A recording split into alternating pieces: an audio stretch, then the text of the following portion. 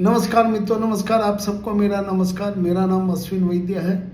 आज मैं आपको शायरी सुनाने जा रहा हूँ। वो रूठे ही नहीं हम मनाते कैसे, पास गए नहीं वो दूर जाते कैसे। वो पंछी नहीं लेकिन उनके पर थे आसमान में, जमी पे आते कैसे।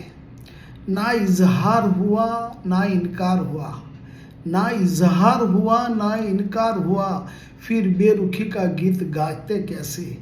उनके सिवा कोई हमदर्द ना था, उनके सिवा कोई हमदर्द ना था, फिर दर्द अपना गुनगुनाते कैसे।